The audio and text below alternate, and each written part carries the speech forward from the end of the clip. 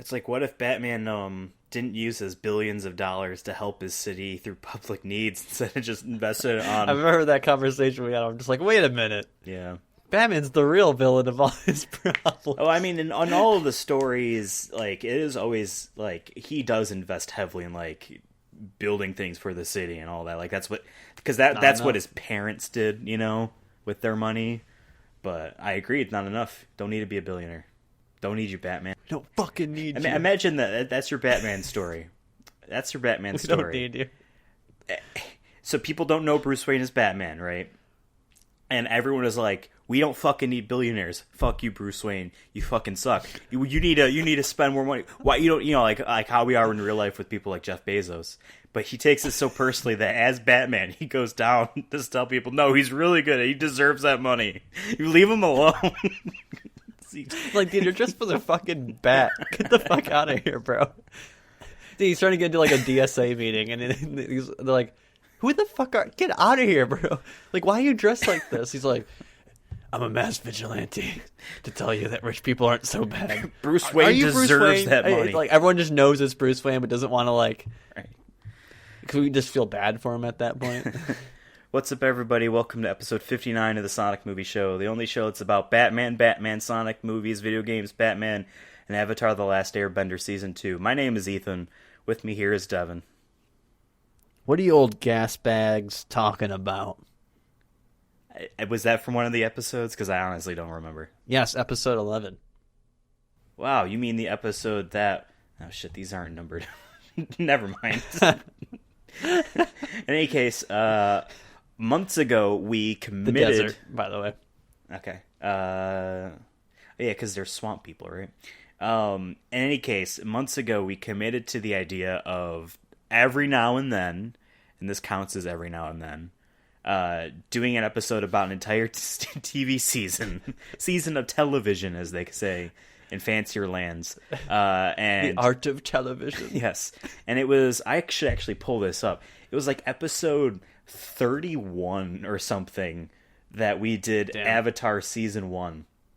And now we're finally doing Avatar Season 2. We were running out of... It was 31, I was right. We were running out of AMC closing episodes yeah. to do, so yep. Here we are. Yep, and then we talked enough about the PS5 last week. So we're talking about Avatar Season 2, Avatar: The Last Airbender, not the James Cameron movie. Although... Could you imagine they called the next one Season 2 instead of like Avatar 2? They're like, he's like, Avatar Season 2, The Last Airbender. I mentioned this last time, but the reason they couldn't call the sequel series Avatar and then the subtitle is because of the James Cameron movie. So thinks, no, anything related to entertainment properties that has Avatar in it is mine. This movie, I don't do anything because he was going to make so much Avatar content, and so much that it's been like it's been a while since we talked about Avatar on the show, but it's been a while, quite a long time since we had another Avatar anything, because we had Avatar in 2009? Yeah, the beginning of 2009. So it'll be 11 years. 11 January, 12 years. It'll probably be like 13 by the time pandemic is done. People do say that, and I never wrote it, but the Disney World ride in Animal Kingdom, I think it's just called Tour of Pandora or something like that. People like that ride. So at least one good thing came out of it. And it's ironic they put it in the Animal Kingdom. I think that's where they put it. I think it's just because the backdrop, they can have that giant tree behind it. Wow, are they saying the Na'vi are animals? Whew. Disney, that's not a good look, bro. I mean, again, this was before Disney owned Avatar, which they do now, and that was like a partnership thing. Maybe they had some kind of corporate thing, like, hey, just like how zoos are a way white men control nature, is the same thing that the movie was doing, man. We made Pocahontas, and we ruined Pocahontas. We know how to ruin Pocahontas. That's why we put Avatar We'll do it here. again, and we'll do it again. No, it would be bad if like they put like Pocahontas, Princess and the Frog, like any of the people of color cartoons that they have, and put them in Animal Kingdom. Then that would be really bad. It's still just weird for me to think. I'm like, when I go to Animal Kingdom, like, it'd just be like actual animals, and all of a sudden, Avatar. It is like Na'vi off to the side. Yeah. They do giant tree, and it's like one of the only rides in Animal Kingdom. The rest of it is just it's a zoo, but they do have a jungle tour, which is obviously that's what the Dwayne the Rock Johnson movie is going to be about, which was supposed to come out over the summer. Remember, I went on I went on that tour. Man, it was actually cool because you actually got to see the fucking animals. Like how you said tour as if it was the one and only. Like there was no like multiple. Like they like, treat the it. tour. They treat it like it is. They treat it. Do like they it is, really? Yes. This is a once in a lifetime. No, but they do complete with the. Oh no! I was gonna go this way, but the bridge is collapsed. I guess I'm gonna have to go another way, and it's dangerous. They do that, yeah. Although I'm pretty sure that the fucking trolley that they drive is probably on a track, and not actually something that they can control. Yeah. And although it was funny when I went, we spent maybe 5 minutes of her yelling at the kids in the back to not stick their hands out before we could go, because you can't lean outside. Stop having fun. It's a liability. Anyway, just like not having fun, let's talk about at length in droll detail Avatar: The Last Airbender Season 2. So if you haven't watched this season, I got bad news for you because we're going to spoil it if you cared. So if you, for some reason... This show from 2006... and you're interested in it and want to listen to this episode before watching these episodes, then I got like why? So I'm assuming that you did. Person out there, people out there, fam out there, as they like to say on fleets now. The crew. J Crew. I forgot what I was fucking saying. In any case, we're going to go through them episode by episode. We're not going to recap them. We're just going to give our general thoughts. Devin wrote down notes. I should have wrote down notes because I watched this all in like July. But I have the synopsis. That was last week, dude. That's what it feels like. And I've also seen the season. This is probably my 4th time seeing it. So like, what a nerd. I know. I like this show. That's why we're doing it. Haha. Let's begin. First off, let's do generalized statements of if you can remember where we were, where you were, Devin, and I'll remember where I was, although we're in different places, at the end of season 1, thoughts about the show, and then now our overall thoughts that you could then bank off of those first thoughts of like, how is it different? Do you like it more? Like it less? Is it more what you expected, etc.? Why don't you give me your thoughts? Well, the first season, I was kind of going in as like more of a favor, I guess, skeptic, in the sense of like I don't really watch much of cartoons as I've gone since I was like 15 or 16. I don't really watch too many cartoons. I know this isn't an anime, but I also like don't really watch that much anime either. There's some I like generally, but usually it's more of, I think I tend to watch stuff that has more adult themes in it. So it's kind of the lens I have for this show. Would you say you're interested in stuff that is more storytelling rather than like guffaws and chuckles?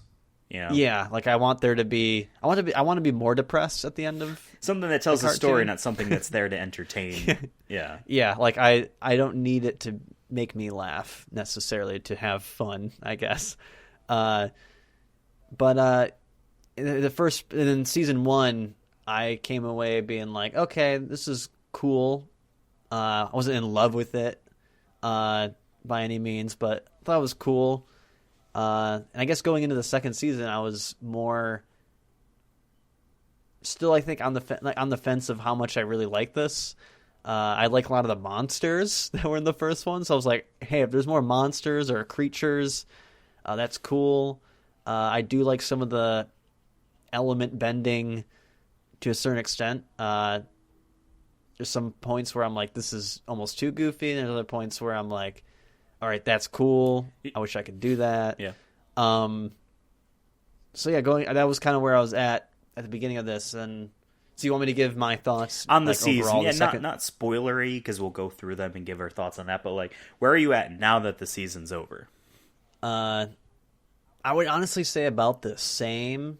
I felt that there were some episodes I liked a lot more than, like, I can't really think of like one episode really in the first season where I was like, hell yeah, this is cool, besides maybe like the finale. Okay. And the one like water serpent thing that he fought. But in this one, I felt there was a couple cool episodes that I liked, or I liked where they were going with it. Some of them have different types of storytelling that they didn't do in other ones where it's not as straightforward. There's like little shorts. I'm like, cool, this is a breath of fresh air, especially when you're trying to watch them back to back and not waiting every week like you would have on TV. But overall, I think I liked it. I still don't know if I'm like, I guess I'm not seeing, like a lot of people say like, oh wow, this show is amazing. Like I keep seeing that. Really? And I'm like, I guess I'm not there yet. I guess I'm still waiting, but I'm at the same time not like when we do season 3, I'm not expecting, since I feel like at this point, if the show isn't like blowing me away, I don't think it's gonna. Interesting. If that makes sense. Yeah. So without actually discussing season 3, which is the third and final season of this show. They canceled it. No, it was one of the rare things where it's like they had a plan start to finish and they did it. Like that's why I think it's good because it wasn't canceled. There are other shows that are similar in like it has a structure and a storytelling in modern day cartoons, and they get canceled, and then they get brought back as a mini series, and or as a one-off movie, and it sucks. Like this was good that it did end. Without going into detail in season 3, I will say that you will probably like season 3 the most. I think it becomes the coolest, but like it's one of those things where going back, because this is my 4th time watching through this entire show, and just talking with people online. Not that I talk about the show online, but you're seeing discussions about online. Season 2 is considered like the most interesting overall in terms of growth and this and that. There's a couple episodes I think are the standouts of the entire show, and they're in this season. Season 3 it's where it goes like pretty cool. There's a lot of payoffs and stuff, but like it's just like how everyone says, "Oh, Empire Strikes Back is better than Return of the Jedi," even though Return of the Jedi is probably the one you have the most fun with watching for the first time through. If we're talking about Star Wars. That's I think it would be. So I don't know. You might not be blown away in season 3, but it's definitely not going to be like it's not going to be disappointing compared to this one at the very least. But then for my personal opinions, I've always thought season 1, and I said this last time on episode 31, first half of it you could really do in one long episode, maybe an hour-long episode, shorten that all down. You know what I mean? Just like, I get for children's sake, you got to show the characters interacting a lot so that you hammer home like a bond between them. But it's not necessarily something you need to do with adults. You can do it in a shorter amount of time, with more subtlety in how you show that kind of stuff rather than repetition over fighting and friendship and fighting and okay, now we're good. You know what I mean?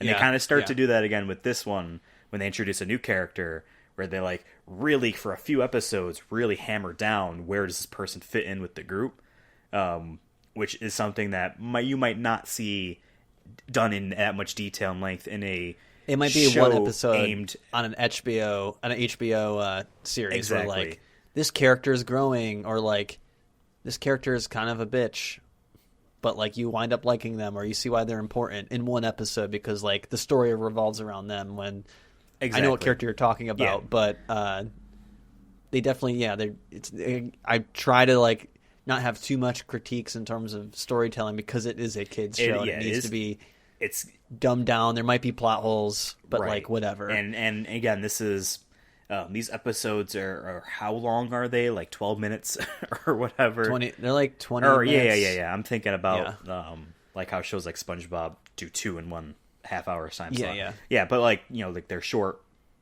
and you need to be pushing forward. So like by plot holes, it's more of just like, well, we could explain this, but like, do you want to know, or can you just take us for what we say so we can move on? But that was my thought in season 1. The first half you could slim it down. It was trying to find its way, and then by the end, it was really starting to go somewhere interesting. There was a couple episodes. There's like, hey, here's a backstory episode. Here's a episode where there's a twist where, hey, the bad guy is helping him, try to escape.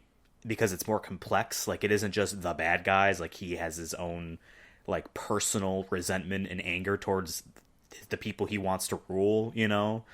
And then going into season 2, it becomes more of that stuff with a lot of the, you know, trotting out, expanding on things to make sure kids get it.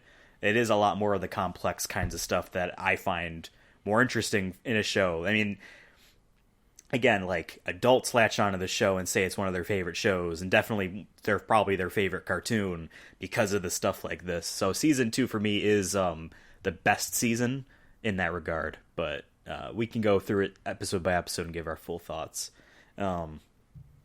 So there was 20 episodes in season 1, and there are 18 episodes in season 2, but 2 of the episodes are double length. There's like a halfway season. I think so. It's on Netflix still, and I've been doing that because on the DVD version, the Blu-ray versions that you let me borrow, on Netflix it gives me recaps, which is great for when I only watch one or two. The a Blu-rays week. don't do the famous recap, and like those are actually nice. The only thing is I can't press skip intro because it would skip the recap, so I had to watch the whole intro. I was excited to like not hear the story of Aang for the 20th time. It is funny. He can save the world. I get it. Not even going into season 3 all that much. It still does like the same intro there, where it's like, buddy, we know who he. You should only show him airbending in this intro. He does other stuff now. Make him shoot a rock or something. But what's funny is on Netflix, like they had an issue with how they were listing the episodes, because there was one episode where like it was I think it was episode. It listed as episode 13, but it had 13 and 14 in it, like as one, listed as one, and then like I think because it was basically it had like an extra episode. It felt like when it really wasn't, because it was like double dipping under one for some reason. But it would say in the episode, it'd be like episode 14, the serpent or whatever it is. You know what I mean? It would still say that. I'm like, Netflix, you fucked up. I just found it interesting. Well, and I got confused at a couple moments. Like, which episode am I watching? Again, the episode about the drill and the finale are the two-parters, and even like the Blu-ray or what's it called, Netflix streaming will list them as one. It still does a book 2 chapter 14. It still does that. So maybe that's what you saw there, or maybe Netflix did screw up. That.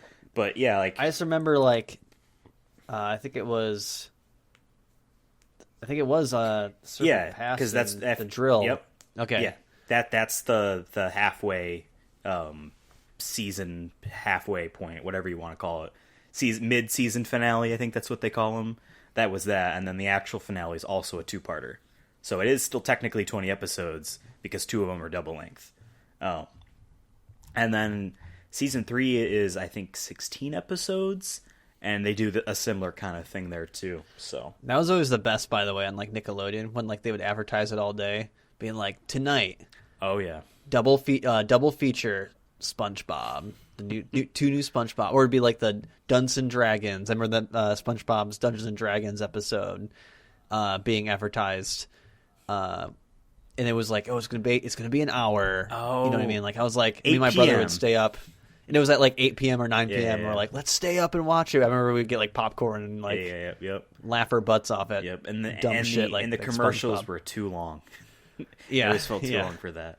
Yeah, it was also great too, where sometimes, and I think they did it for Avatar. I think that's how I first really saw it. Was new episode. So all day today we're gonna catch you up. You know what I mean?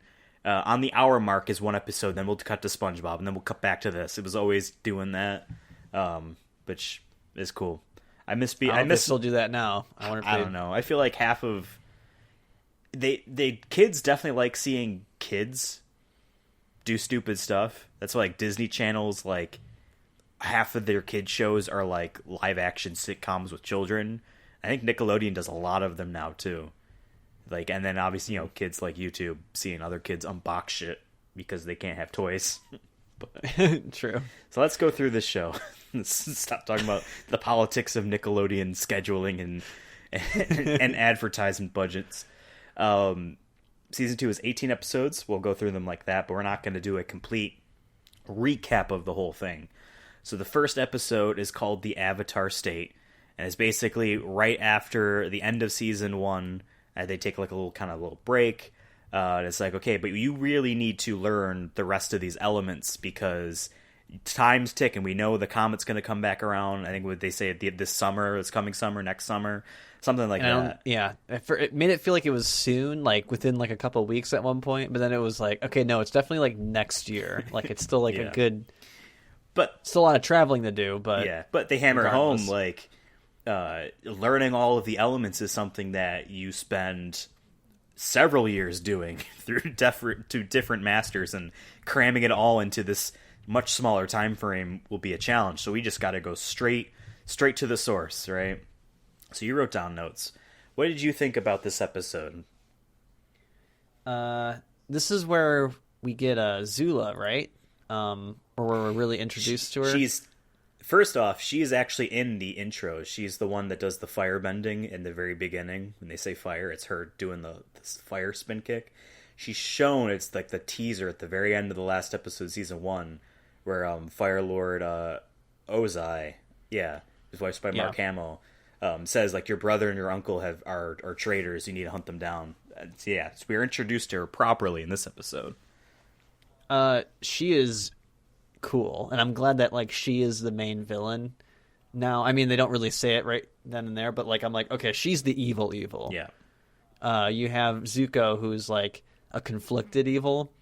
You know what I mean? Like you're in the first season, they kind of make you maybe not feel bad for him fully, but you're like, I can kind of see where he's coming from a little bit. He's kind of shafted for just for him doing the right thing. Right. And then Azula's just like, evil.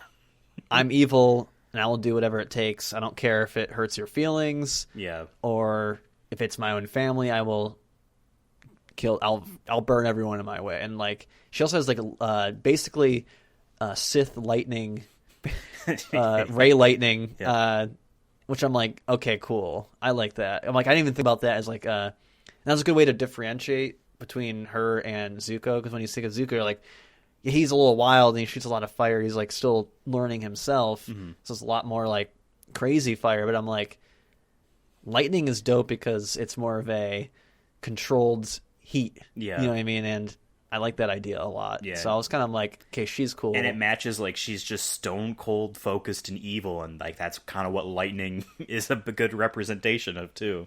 Yeah, and I just like that she can just shoot it from her fingers, like just zap you. Yeah, like she's definitely what makes this season and next season really interesting. They go places with her.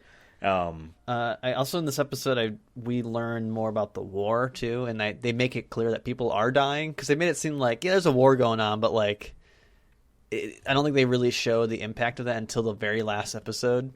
Where we see the first war. Season. Yeah. And like now they're saying it again in the second episode. So, and granted, in this whole season they don't really show too much conflict besides like where the Avatar is. I guess in that way, the very first episode kind of was, at least for me, a little bit misleading. Where I was like, okay, there's gonna be like a lot more battles. There's gonna be maybe the Avatar is gonna be like in this big war or big battle where there's gonna be thousands of benders fighting one another, and he's going to have to like fight Azula or Zuko at the top of a cliff or something. You know what I mean? Something like that. And we don't really get that too much, but they did mention that, and I think that was important. Like you said, for a children's cartoon, you need to hammer this down. And I feel like generally they do keep bringing up that there is a war still going on, and there's people dying. Yeah. Sure, everything's fun and games still, but it's people dying. It's tough for a kid show to like, how much of that can they show? How much of that should they show? You know what I mean? Like, so I wonder what their thought process was going through, especially I guess for this season, because eventually we do see them attack another city, you know, in the halfway mark where they tried to take it over.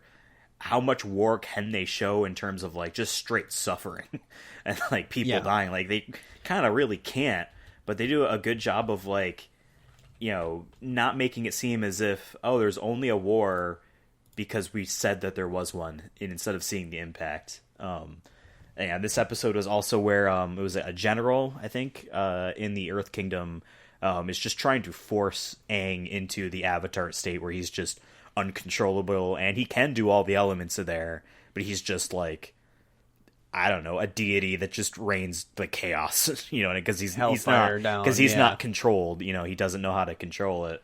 And they even go to the lengths of like, I will kill your friends because we need this, because I would rather your friends die than my entire kingdom die, you know?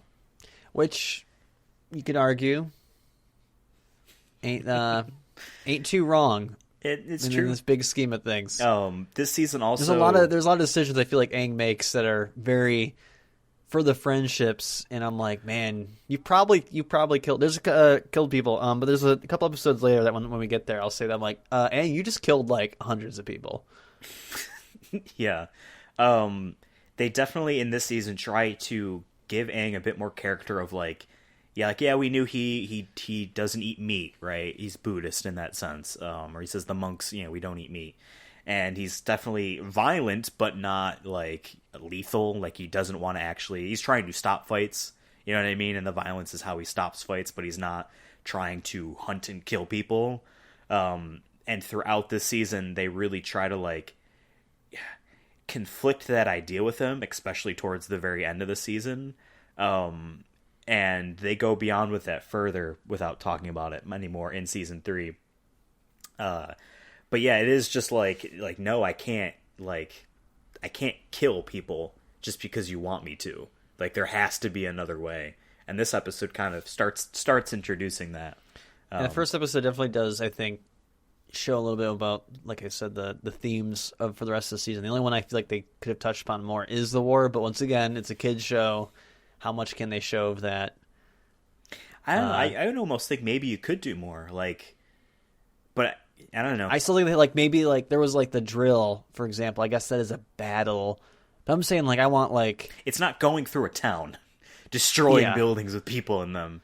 It's nicely in the outside. He's wall. Not in the middle of a battle like he was in the end of the first season, where there was people fighting in the streets. There's ships shooting arrows, getting hit. Yeah, so there's conflict happening elsewhere, but in this one it just feels like it's just him against the big bad guy. Yeah, for the most part. Yeah. Episode 2 is one of the, I guess I don't want to call them side story episodes, but non-important episodes where it's hey, a situation happens, but it isn't major. This is an episode you could theoretically skip. Just like in season 1, we had a bunch of those, whether it be being chased by pirates or the time they go to the island and he rides the serpent and gets jealous because Katara's not paying attention to him. This is one of those. The Cave of Two Lovers. Basically, they decided at the end of the first episode he needs to go talk to his friend Bumi, who is the ruler or patriarch of Omashu. They need to go back there because he's an earthbending master. He can teach Aang. And in order to get there, they need to go through this tunnel because they're being chased by firebenders.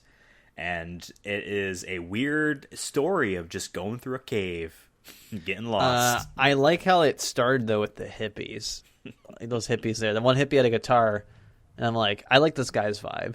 It's super weird. It's annoying. And I like it. This one, there's moments when the comedy is very, kid, for kids, very dumb. I like my comedy sometimes where it's just super awkward. That makes me laugh sometimes. I'm like, this is super weird and awkward. And they did that. They made me laugh there where the guy's playing the guitar and I'm like, this is super weird. Just imagine you're to be around. Traveling and there's this dude who's just all of a sudden next to you just talking about, I forgot what the stuff he was saying, but it was really dumb shit. Yeah. So I thought that was funny. I definitely related with Sokka a lot there. Be like, shut up. Yeah. I will say though, Aang needs to learn how to flirt, dude. He was blowing every situation. She's she wants you, bro. And you keep saying nah, dude, we friends. But then you're I wish she'd liked me. Bro, you both are into each other. Jesus Christ. Just pay attention. pay attention. Y'all like suck. But like it was more an Aang's fault because there's a moment when she asked like, I think when after they kissed, she was like something about like, is that okay or whatnot? And he's like, well, it was because we had to. It's like, bro, just say you enjoyed it. No one's gonna like hate on you, bro. Come on, Aang. Yep. Yeah, they're just going through a cave, and the only way to get through the cave is blowing out the candles. And that's also where we meet the giant, what are they, giant moles? Yeah, they were cool. That they were the original Earthbenders, I guess, in their lore, is what they believe. Piggybacking off of the last episode and this episode, the other half of this season's story is about Zuko and Iroh, his uncle, now fugitives of the Fire Nation, trying to escape it all. And so we see them basically running this whole time, and just trying to like figure out what they even want to do.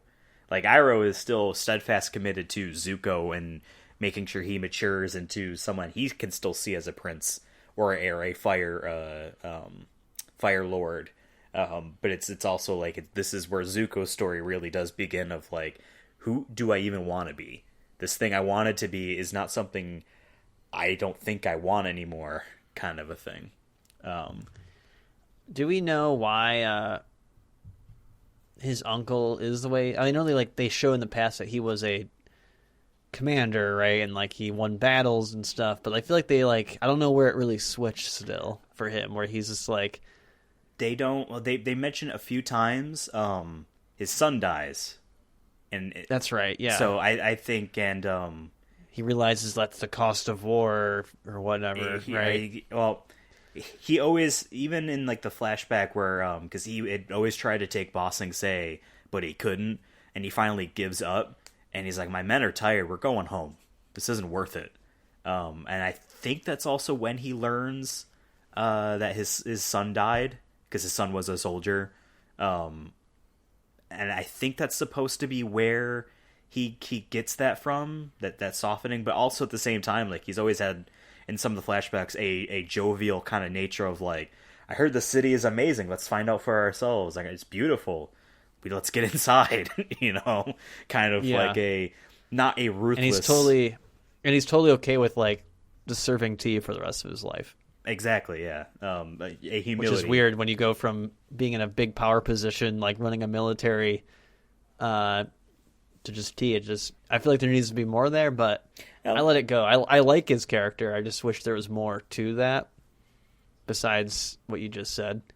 Well, he finds as much passion in tea as he did in military strategy, I guess. Burning villages. Yeah. Season 3, or no, not season 3, episode 3. Let's recap season 3. Episode 3 is they finally get to Omashu and they find that it is taken over completely by the Fire Nation.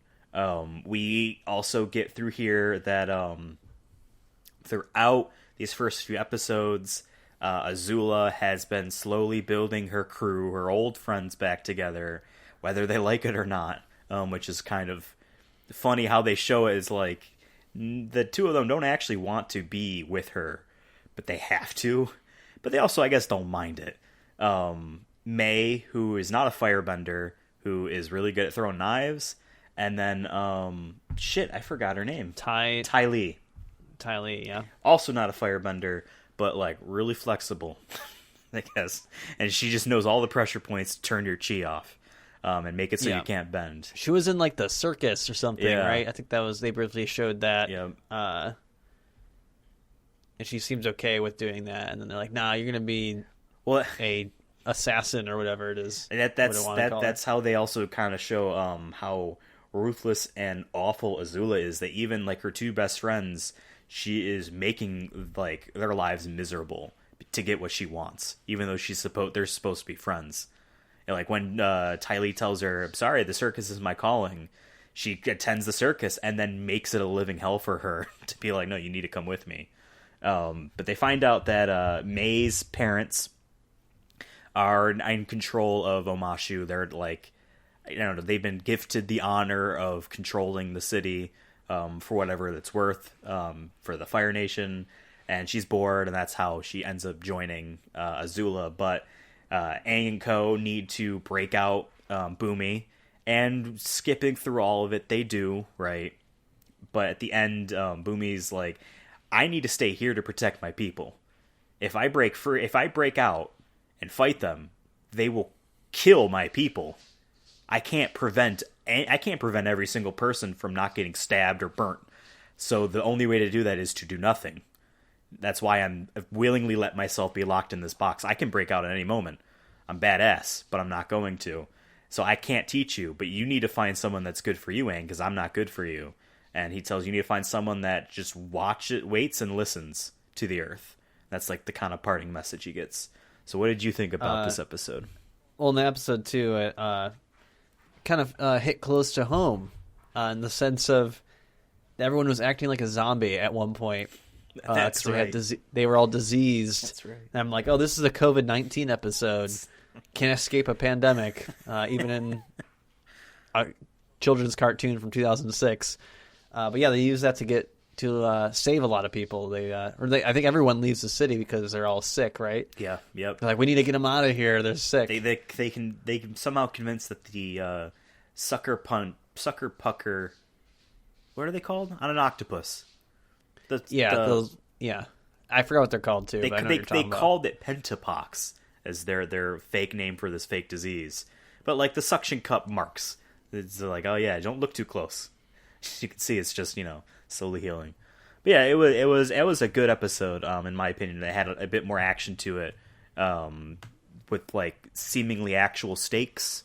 That isn't just Aang's friends could be killed by Aang, and now it's like, hey, like you're infiltrating a enemy controlled, Wasn't there a baby in this episode too? Yep. Yeah, because at first they wanted to kidnap the baby as like a hostage situation, but they give the baby back because that's actually not cool.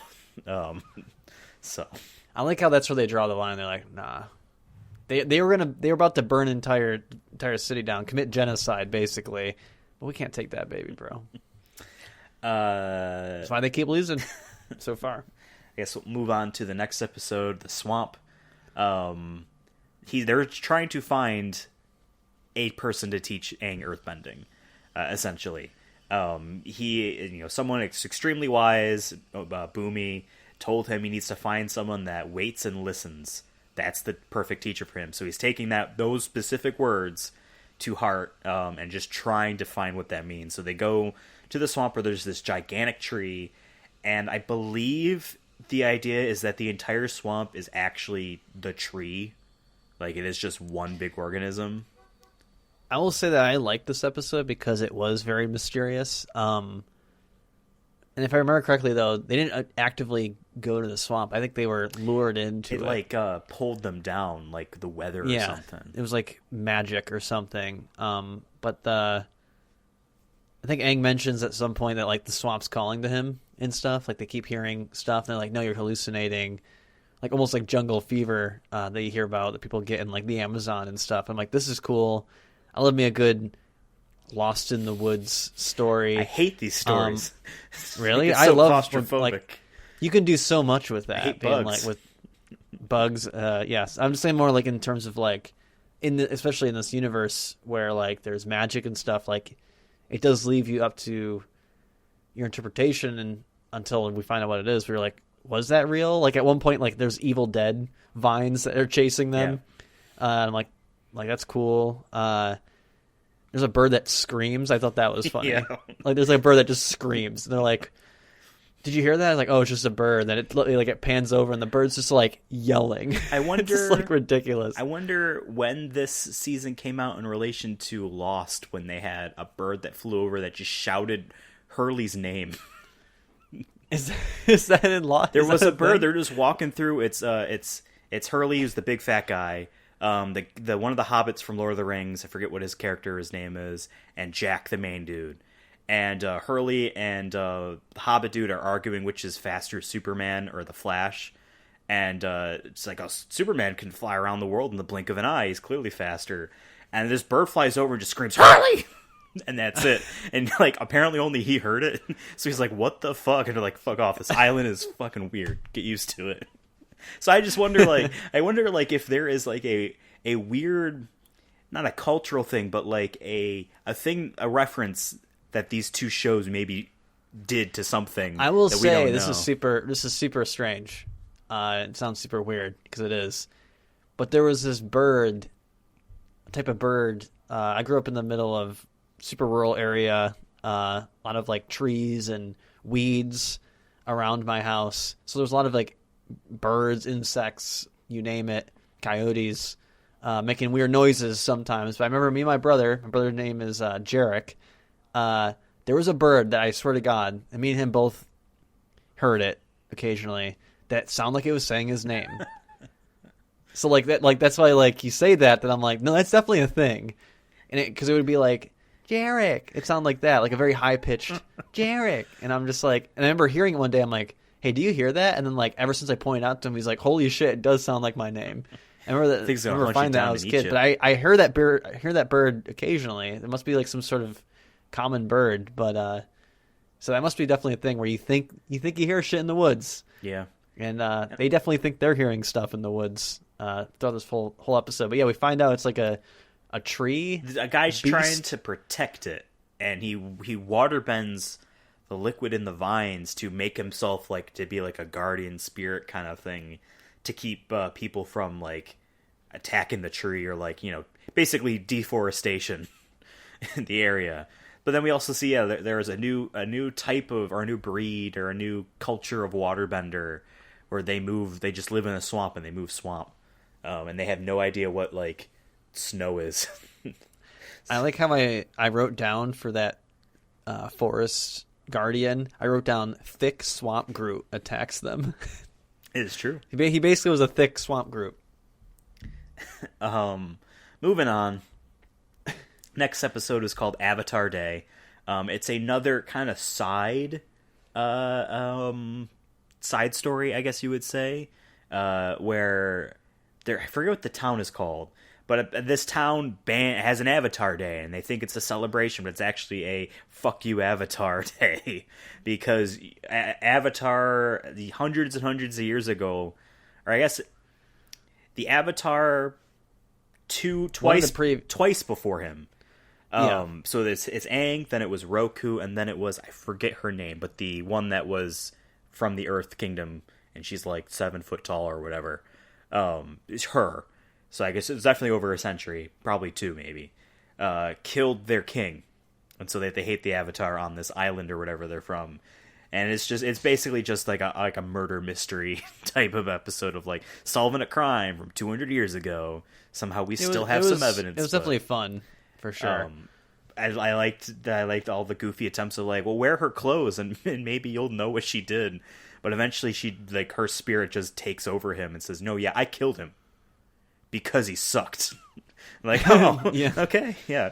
And it's also just pointing back to the idea of Aang, you know, never willing to take that opportunity or take that chance on killing someone, actually harming someone fatally like that.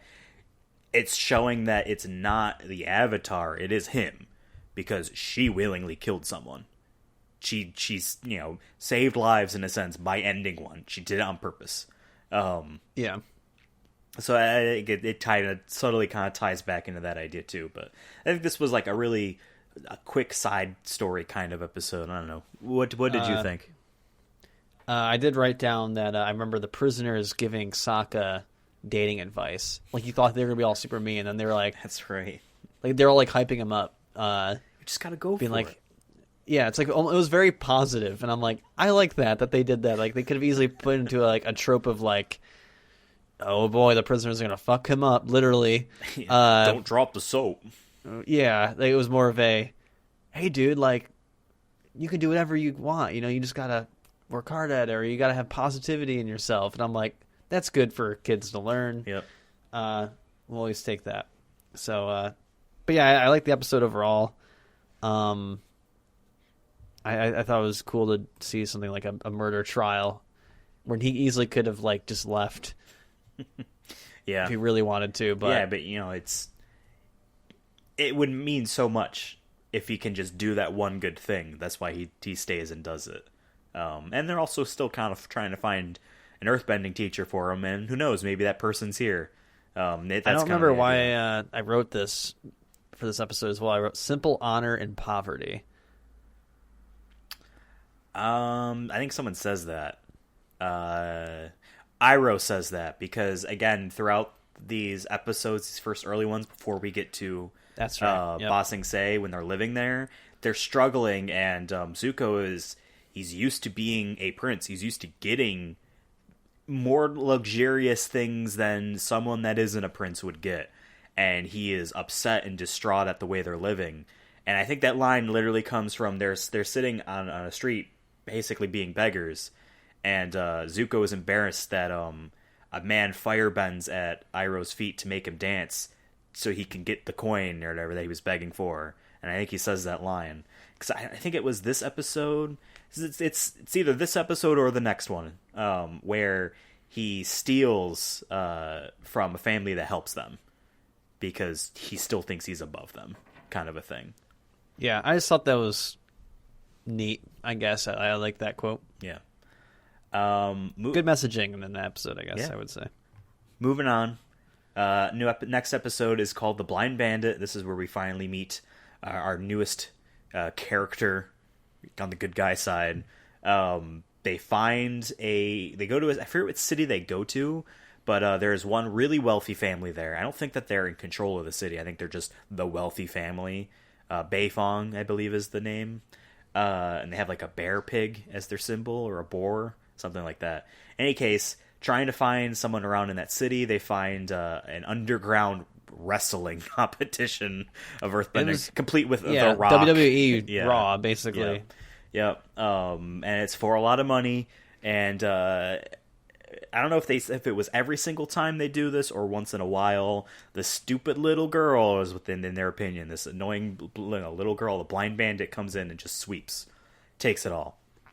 So we see that, and then this is where Aang, and one of those watching her fight, realizes that she is waiting and listening, just like what Boomy said he should find in an earthbending teacher, because all these people fighting are earthbenders, right?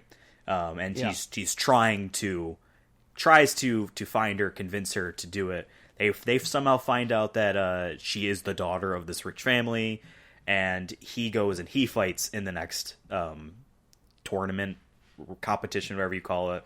And he's doing his thing where he's floating around so she can't see him, because we learn that she feels the vibrations and it's like sight through all the vibrations. So that's cool that they do all that stuff. So what did you think? And at the end, they do convince her to come with them. I thought the episode was fun. I like the battles. I like the WWE Raw references. I wrote, doesn't Sokka try to get a Gucci bag, basically? Like, he really likes his purse or whatever. That's right, because it's like, I never have nice things. I thought that was and they're stupid. Like, get yourself something nice. That was stupidly fun. Yeah. I'm like, get your bag, bro. Get your bag. Get your bag.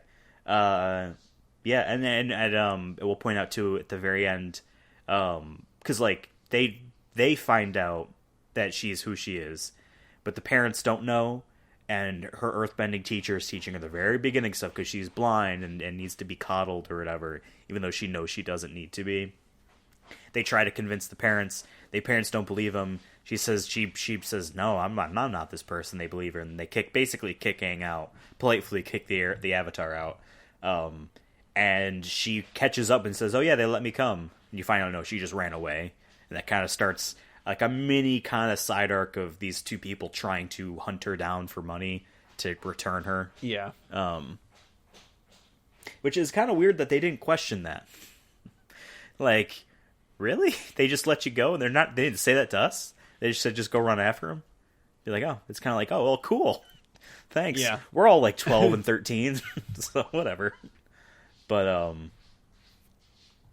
the next episode, Zuko Alone, is, in my opinion, the best episode in the season, and might be in the whole show. It's definitely one that I recommend people watch if they're on the fence on watching the show.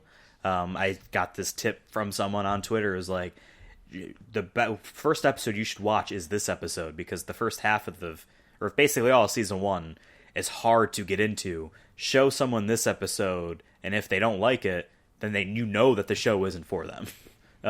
Yeah. So this is the best episode in my opinion. It is mostly a Zuko-focused episode. I think it might actually be entirely Zuko-focused. I'm not quite sure. I think it is the whole thing. He, at the end of the last point in the story for him that we saw, whether it's the last episode or the episode before it, he leaves his uncle. He can't be with that person. He's decided what's best for both of them is that they split, which devastates Iroh. But he does it, and it is basically just him finding himself. Not actually finding himself, but realizing that he fucking sucks. And he doesn't deserve to be the person that he wants to be. It's a really good episode. I don't know, like I don't need to really recap it, but what did you think?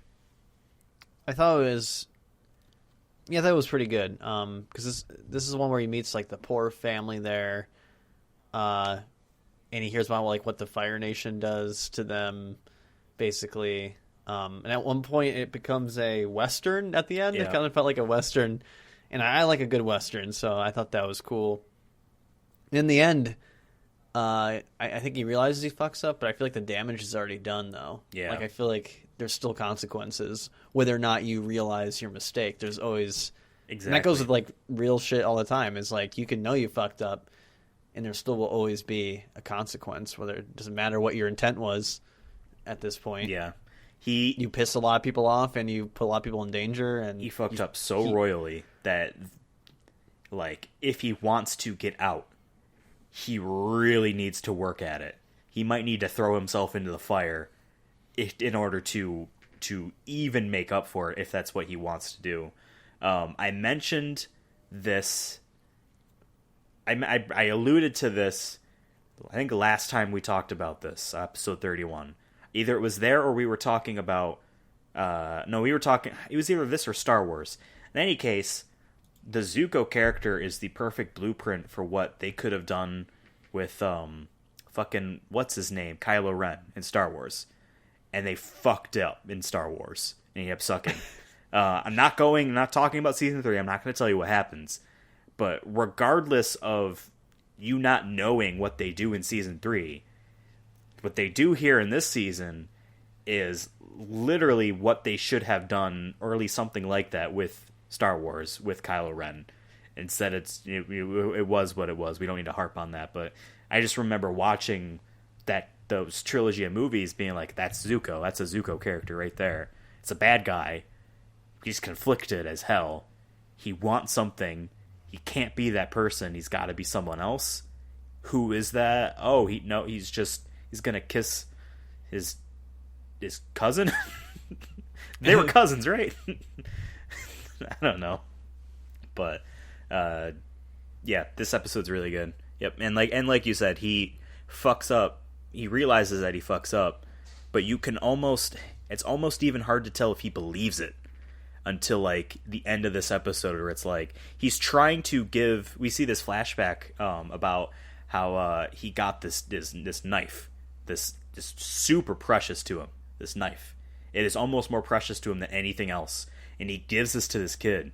When the kid realizes that he is a firebender, he doesn't fucking want it. He wants him dead, and he just can't it's just, that's the moment that really hits him of like, I'm an awful person, you know, or at least I am under the umbrella of awfulness, right? Oh, you know, like, yeah. We get a bunch of I'm not sure if it's in this episode, the previous ones, or maybe a couple in the next episodes, but we get flashbacks of him as a kid and Azula as a kid and their mother, and how their mother just goes away one day, and it's kind of unclear whether or not it's his fault because he angered his grandfather, and it's like a punishment, and Azula, even as like a 10-year-old girl or however old she was, is going as awful. It is kind of funny though. Even the mother said there's fucking something wrong with this child. She's evil. Like, just there's something wrong with her. Yeah. So like we get a lot of that backstory, which is kind of showing that yes, he wasn't like the contrast between the two is she was always evil, and he wasn't, you know. But all right, the next episode is The Chase. It's another more Aang and versus Azula type of episode. Basically, they've just been on the run from Azula and her posse this whole fucking time. But no matter where they go to rest, they just get caught. Have to fight the way out. And then they realize that Appa's shedding, and it's just a trail. It's just one of those things where they just need to learn how to outsmart these people that are clearly smarter than them. And even when they like don't need, even when they think that they've solved the problem of Appa shedding and literally leading a line to them, they still show up anyway. They still know where they are.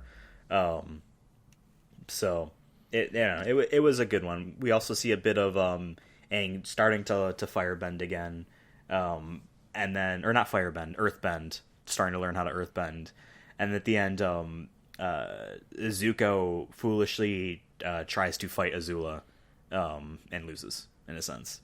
So yeah, I pretty much hit the nail on the head there. I feel like this episode was more of a filler. There wasn't too much like character development to really besides Aang like learning some earthbending. Yeah, I thought it was fine though. I thought it was I think a good episode to just show that no, this threat isn't just like the Azula threat is different than the Zuko threat from the first season, where I think I said it last time we talked. Is like they were kind of like a Team Rocket in the first season, where it's like goofy kind of whatever the problem of the day is, they're somehow involved. You know what I mean? Yeah. Where there's here is like, no, this is a constant threat. They're going to kill you. Like they are going to kill you, and they're just unstoppable in that sense. They're unrelentless. So it was good for that. So the next episode after that is called Bitter Work, and this is a mostly teaching episode where Aang we really start to see him learning earthbending for real, while Zuko, having met back up with Iroh and realizing he needs guidance of some sort. He can't do it alone. They both basically learn new things in this episode. Zuko learns basically how to redirect lightning, which is dope, but is also told you should never need to do this. Like, which is cool in and of itself. Of like this, it's almost like teaching someone self-defense. Like, like this is extremely dangerous. You can and easily die from this. You have to shoot the lightning right past your heart to get it to go out the other side. You don't want to do this, but I have to teach you this anyway.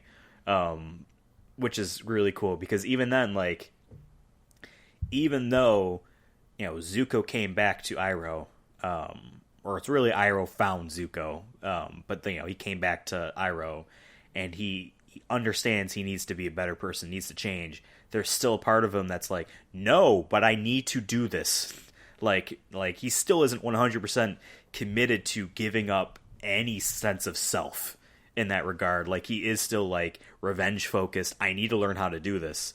I don't care if you tell me I can't do it. You're wrong. I need to know. Which is cool. And then also on the Aang side of it, it's just revealed that like whatever like the nature or like attitude the Avatar has, the element that's the opposite of that is going to be the hardest for them to learn. So Aang's very carefree and easygoing and tries to work around problems, like maybe killing someone. But you can't work around a rock. You got to move a rock. You got to face it head on, which is a cool episode in that regard. Like, we get to see him basically get run over by a boulder, and Sokka's stuck in a crack in the ground while a moose eats him. A moose, bear, pig, whatever it was. Yeah. And did you, maybe it's just me, did you ever get moments as a kid, and you and I are not very religious, probably not really all that much at all, really, but as a kid we're like, you just want something to happen so bad. Maybe you're fucking something up a lot. Maybe you're just like, you got a bad stomach ache and you just want it to go away, whatever it is, and you make that plea of like, if you, person up there, do this for me, I will give up video games. You know what I mean? And maybe not like that, but there was definitely moments where I'm like, you know what? I'm praying. I don't know if this is going to work. I'm willing to give up something that is my character trait here. And then it finally goes your way, and you're like, yeah, but no. I'm going to keep playing video games. He does that here with eating meat. I just thought it was funny. He's like, if you let me out of this crack, I promise I won't eat meat anymore. And it's like, well, no, I am going to keep eating meat. Fuck you. But, no, it was a good episode. It's also where we always knew Toph was good at earthbending, but she's also kind of a brat. Previous episodes, we see how much she doesn't really want to be a part of the group. And she uses the excuse of like, well, I carry my own weight, but that doesn't necessarily mean that you're actually a part of a group. Is like you're the fourth wheel or whatever, you know what I mean, or fifth wheel, kind of a thing. So we saw some of that before, but now we actually see like, oh no, she actually can teach. It isn't that she's just really good; she can actually teach Aang why she is good at it and how he can be good at it too. So, I don't know. Do you have any extra thoughts on that episode? I think it's like same thing as episode 8 for me, where it's like there's some cool moments in it, but I think it's another like just filler episode with not too much character development outside of Aang, really. And I guess, like you said, there is that moment with Zuko with the lightning, but other than that, like that could have easily been put in a previous episode or something. I think it was good thematically since they're both learning bending, at the same time. That's true. Because the structure of the season is like half and half fillery. With them. Well, I mean, it's not like the main plot of the show isn't happening right there, Yeah. But next episode, the library, is more to the point. Yes, Aang does need to learn all the elements, including firebending at some point.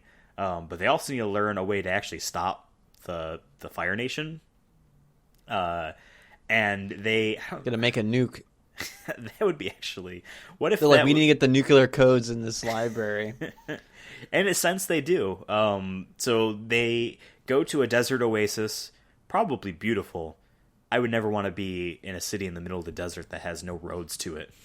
There was no road to that city, right? It was just in the desert. I guess that's how it works in the desert. You can't make a road. It's too much sand blowing. Ugh, fuck it. You build something. Markers. Giant pillars. Something. In any case, they learn that there was once a famous library out somewhere. They eventually find it, and it's a tower that's sunk in the sand. They eventually scale down it. They find a dope ass fucking owl, whose name is not one I remember. What was his name? Wan Shi was the name of the giant owl spirit. Obsessed with knowledge, is not giving it away for free, doesn't like that humans only want knowledge just so that they can kill each other. That's why he buried his library. And there's cool little foxes there that are just like the dopest custodians, I guess. Making sure that you find the right book that you need. I thought the owl was really cool, though. Like, I wanted more of this stuff because I saw a couple glimpses of it in the first season, and I'm like, and there's a lot of cool animals in the desert that they show. Also in this episode, there's, or at least the next episode, there's like the giant vulture bug things. Yeah. There's a lot of vulture crossbreeds. Like, that's not the only. Like, I saw another one where it was like in the circus episode, there was a vulture with like a lion body. And I'm like, they just love their vulture. Vultures are like the ugliest bird. It's easy to make a monstrosity with them. Yeah. But yeah, I did like the owl spirit, and I did like his kind of like mission of, like you said, I am the keeper of knowledge, and y'all are dangerous with knowledge, so I'm gonna keep y'all stupid. Exactly. It's like I can bury this thing. He chose to prevent more knowledge from acquiring in the library to prevent it being misused, which is cool. But they find that this probably very intricate for whatever time period in relation to the real world this is supposed to be, a giant. What would you call this? In a planetarium, the whole like control of the planets and the sun and all that. It's not a planetarium, but I know what you're talking about. Yeah, It's like there's a term for it.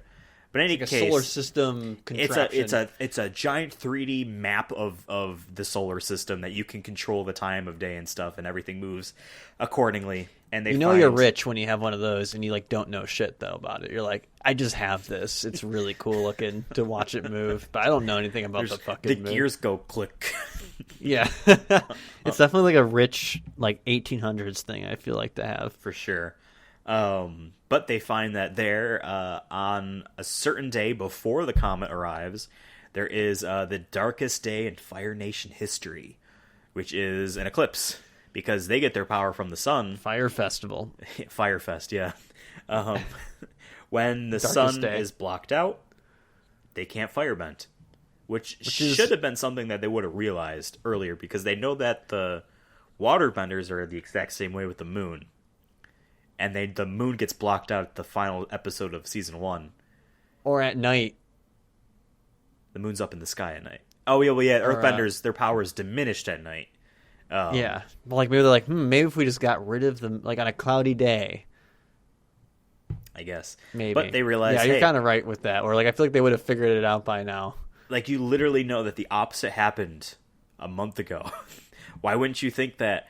You know, like, when is the next eclipse? We could just ask someone smart. Maybe they'll know, you know what I mean? But they learn that for a fact that on the eclipse, they can't firebend at all. They're completely powerless, which is cool. That's the day that they will just take over the Fire Nation, because, to be quite honest, it doesn't matter how many swords that they know how to use. It doesn't matter. Someone can just shoot a machine gun full of rocks at you. You're probably dead. So... but that angers Wan Chi, the owl spirit, and he sinks it further, the tower.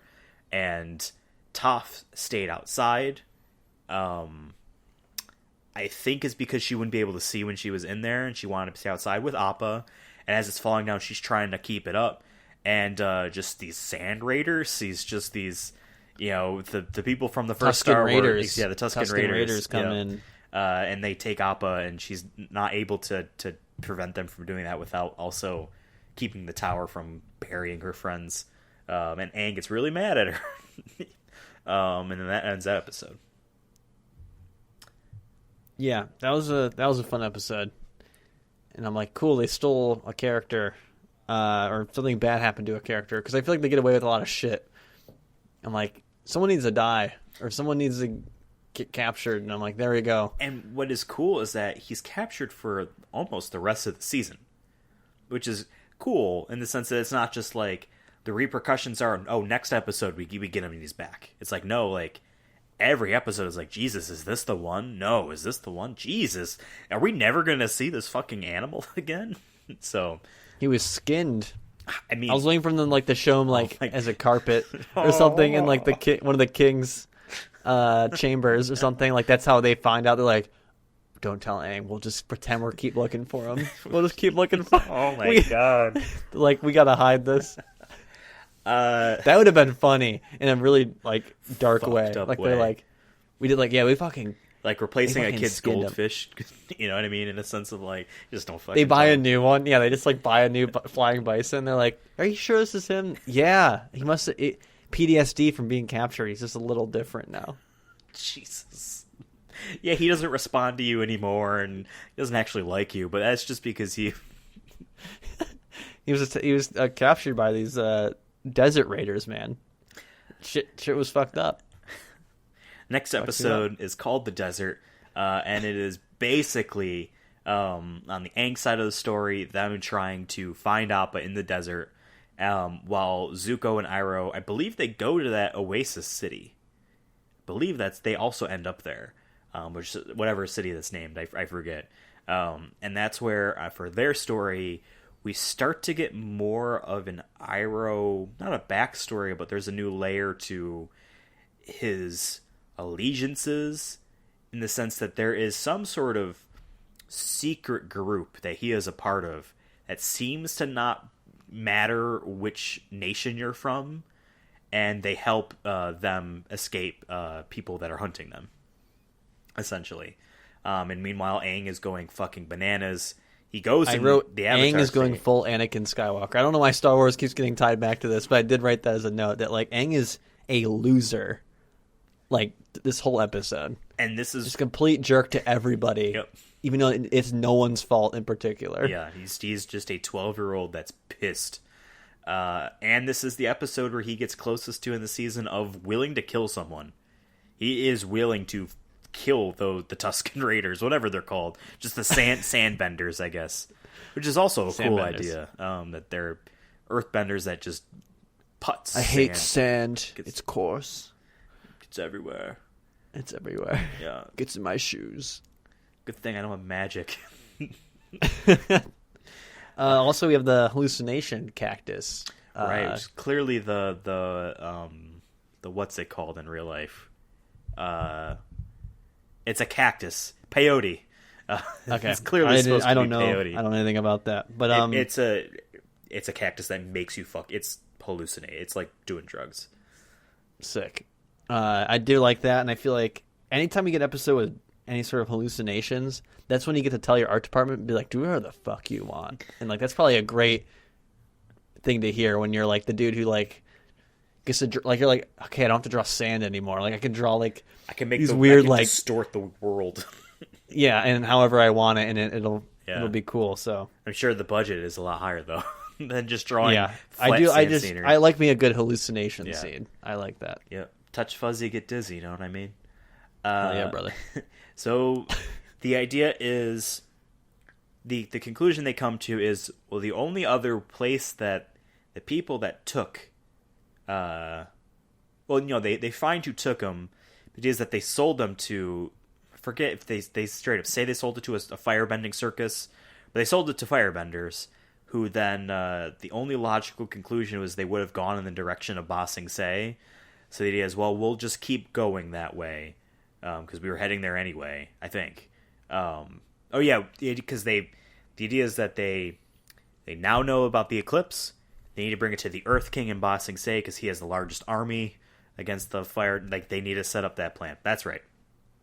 And Appa must be in that direction. So there's nothing we can do. We can be pouty little bitches about this Aang, or we can just think with a clear head and just move on because screaming and punching the sand, and he goes in the Avatar state, and Katara has to calm him down, isn't going to do anything.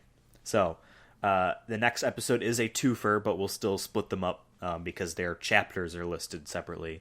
The Serpent's Pass is probably the scariest episode in the season, if you were to think about doing this in real life. Basically, there is a refugee ferry that takes people from attacked earthbending cities to Ba Sing Se, and it's a very strict list for refugees. Wonder if there's some political commentary about that for real life. And even though they can get in because Toph is a really rich person with a family name that carries a lot of clout, there is a pregnant woman that they... I just imagine them saying that, be like, oh, you got clout, you're in. Get on board. Shit, what was I Avatar, say? fuck off, but you... There's a pregnant woman that can't go Bayfong, for some reason. And so a pregnant woman and her husband, fiance, whatever, and the only way that they could still cross is through this very narrow land bridge called the Serpent's Pass. It's almost like over the tops, like crazy. Suicide. Like, just like you would never think to do that. Like... ever, even if you didn't know that there was like a kraken underneath there, a Rayquaza, a Rayquaza hiding, exactly. That's what I thought underneath the water. Yes, the fucking Leviathan lives under there. You wouldn't. You just even if you didn't know that, you would not walk there. Straight up. Yeah, it's just I live in this. It's windy, man, near the water. It gets windy. Exactly, 100%. In any case, even though they could go, they need Aang, wants to actually make sure these fucking people don't die, so he takes them. And meanwhile, Zuko and Iroh are able to get on the refugee boat, and there they meet. I believe it's here. If regardless, it's the next episode, but we'll bring it up briefly here. They meet characters that from the first season. Lee or Jet, or is Jet and his terrorist group? Yeah, but only two other people. It's a group still. Smellerby, and they're terrorists. The girl and the dude that doesn't talk. I forget what his name was. They're the only three left. Everyone else left him because, hey, he's a murderer, essentially. And then maybe the other kids realized this Robin Hood and this Merry Men idea doesn't work when we kill people. But the only two people that still think that Jet can redeem himself, which is a good way of talking about Zuko's own development, is by having this character alongside him, is here. I think we learn more about them in the next episode, but they definitely, I think, meet in this episode and they get on the boat. No, they do, because there's a conversation in this that I wrote down that I thought was really cool. So the one girl in the group is Smellerby is the name. Yeah. And I believe it is I forgot who says it. I think it's when they were having a conversation. What's his name? Iroh, the uncle. Iroh. He says, "Oh, Smellerby, that's an unusual name for a young man." And then they're like, "Oh no, it's a girl." And he says, "Oh," and then she says, "As long as I'm confident who I am, it doesn't matter what they think." And I thought that was cool. That I don't think it's super pro transgender in any way, but it's a little, for the time period, 2006, for sure. It's a little forward, and in a way you can tell oh, you're a girl, you don't look like one, whatever, right? And they're like, oh, it doesn't matter what they think. As long as you are who you are, that's all that matters. And I'm like, that's cool. I like that. Also want to point out, Smellerby is also an unusual name for a girl, too. But, yeah, yeah. Obviously, I think maybe that was the kind of a joke there, but it definitely had a very well, the two writers, directors, whatever you want to call them, the showrunners, they're gay, so they're clearly not straight white dudes writing the story. They are coming from an angle that isn't that. So I'm sure they definitely thought about a lot of this stuff too, in terms of representation. But I thought that was good. I think if this show came out now, I think you could probably talk about that more and maybe or deliver that more in a much better way. It's basically a Cartoon Network show called Steven Universe is all that kind of stuff, while also being a storied cartoon like this one.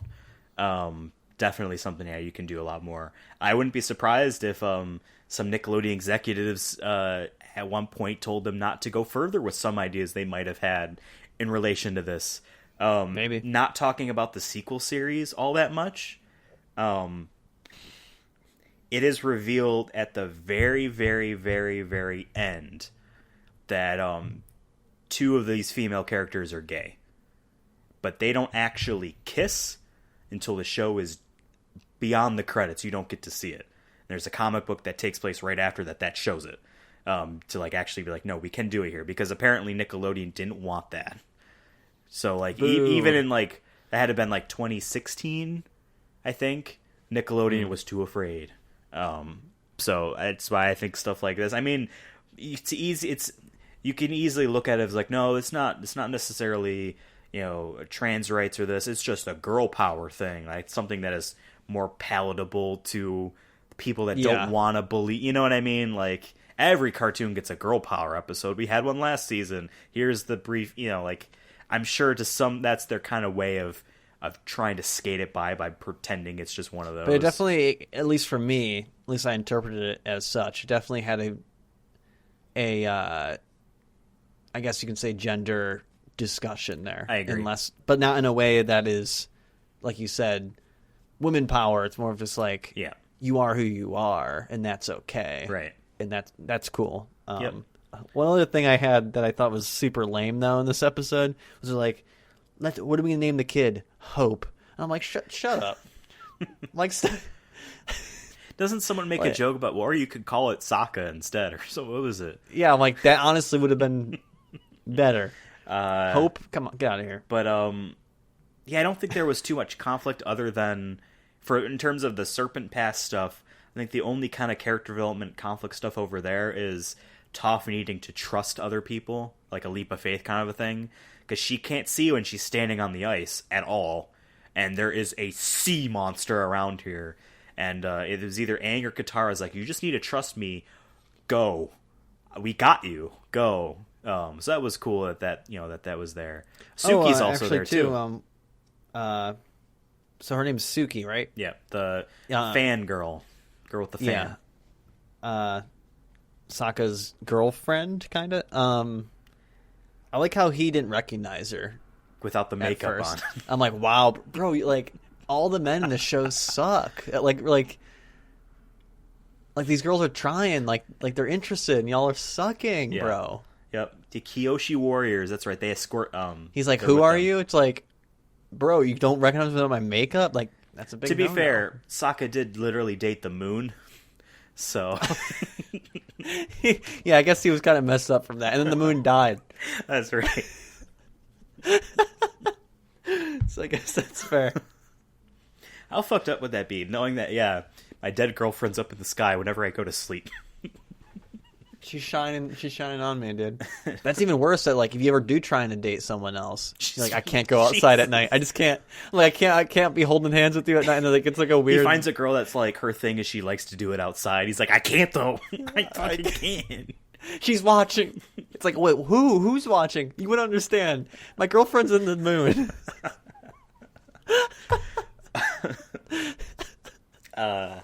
That's funny. We end the episode with them finally getting to Ba Sing Se.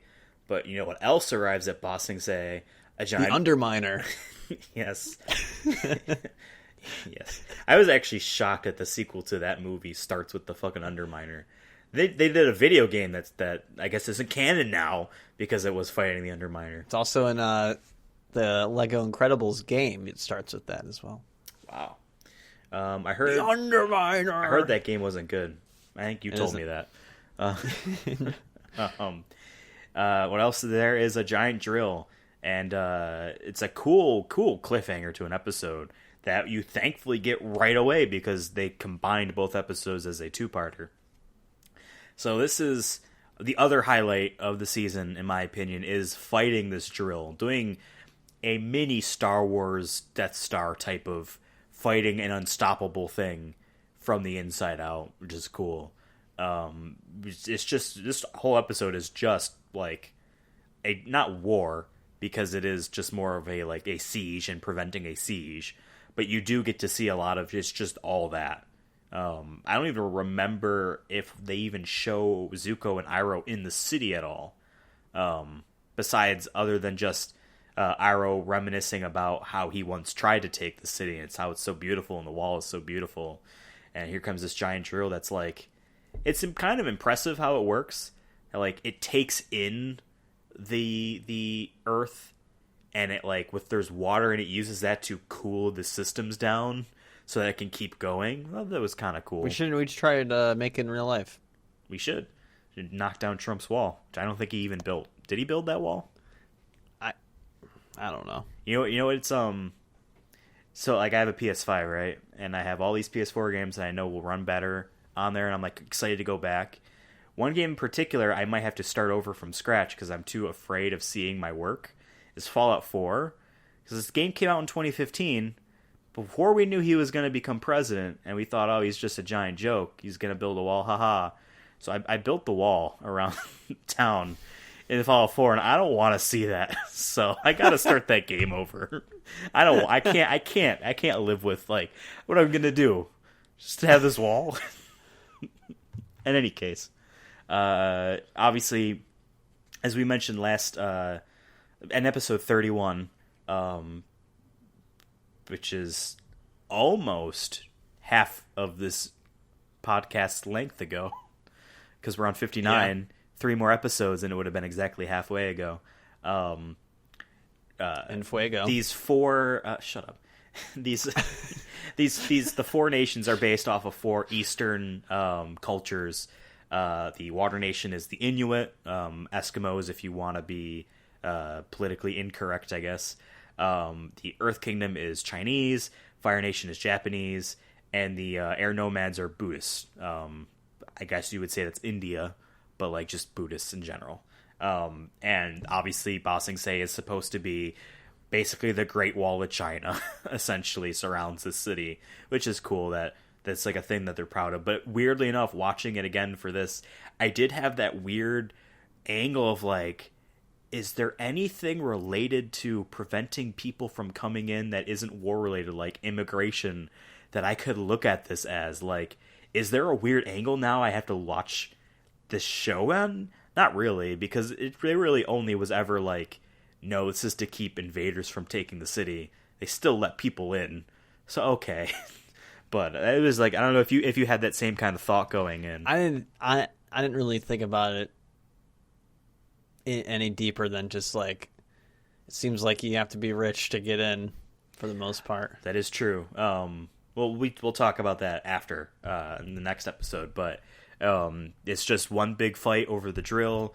Azula's there. May or her posse is there. They're fighting Team Avatar. I think they've decided that's what they wanted to call themselves. Just kind of corny if like it's like, oh, it's Team Devon. It's like, wouldn't you feel embarrassed? Like, guys, come on. Yeah. I get it. Like, I'm the de facto person that it's the most important, but like, come on.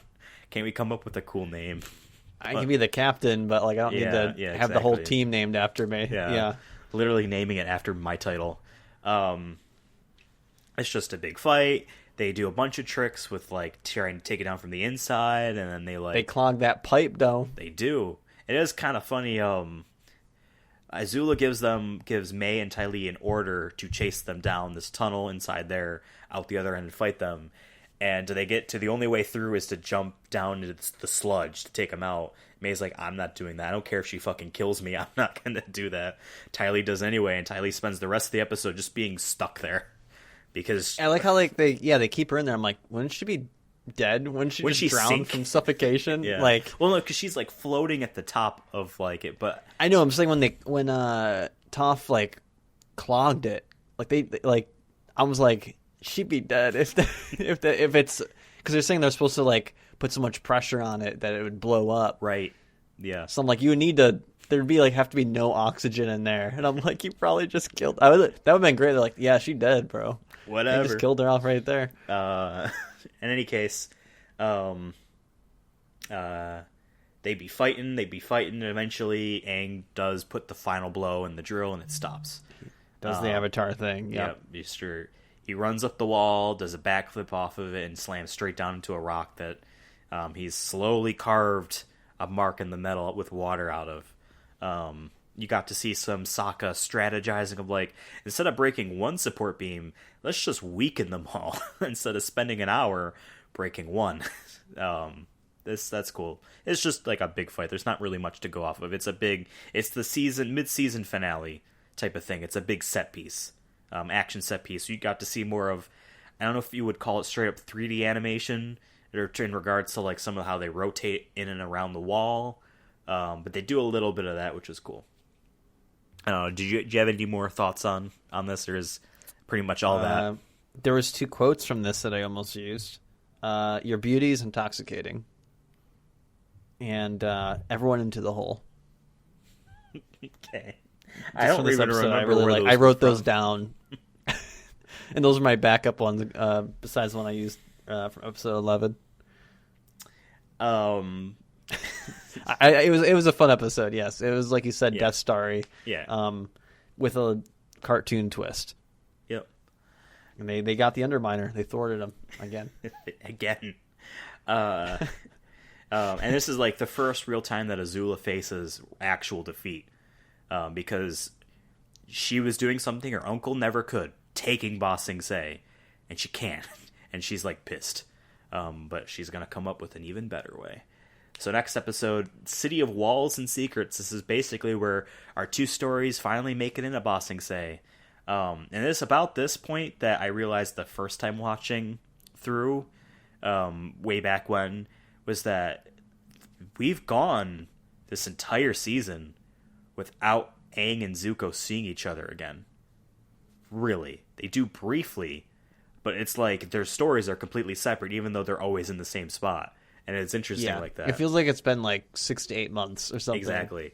And that's enough time, as we see in these next few episodes, for Zuko to kind of like forget that life until it kind of starts to bring him back in. Here in this episode, the city knows, or at least the king, knows that he's the Avatar, so he's getting special treatment. He's got a big house, and we kind of see that there's like definitely a wealth gap in this fucking city, like a huge wealth gap. I believe it's also in this episode that we learn that the king has no real idea what's going on. Besides, or no, that's in a future episode when we learn about how there's an actual secret organization running it. Yeah. But he's definitely a very aloof king with a bear. There's jokes about how the bear isn't a bear, a possum, not a bear squid. It's just a bear. What the hell is that?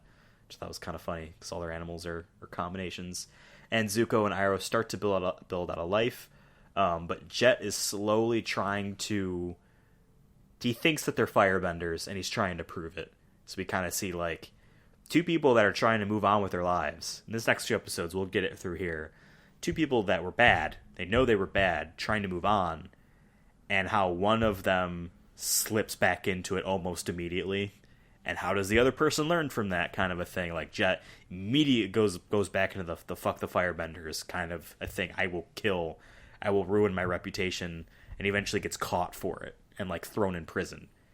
Because he just... And then we don't hear about him until, like, the second to last episode again. Right. And that makes an impact on Zuko, he's just trying to date this girl. Just trying to get laid, bro. Exactly. Aren't we all? Exactly. Next episode, Tales of Ba Sing Se. It is... You mentioned this at the beginning. An episode that's just a bunch of short stories following each random character. And in this is, I think, where we really start to know, or at least see Iroh a bit more of, like, yes, his son did die, and it's his son's birthday. So that's a sad. And he, for, like, all throughout his story, he's singing this song, and you kind of realize to the end he's actually kind of singing it about his son, which is sad, you know? But, yeah. His story was the best out of all of them. And deservingly so, because this episode is dedicated to the actor of Iroh who died.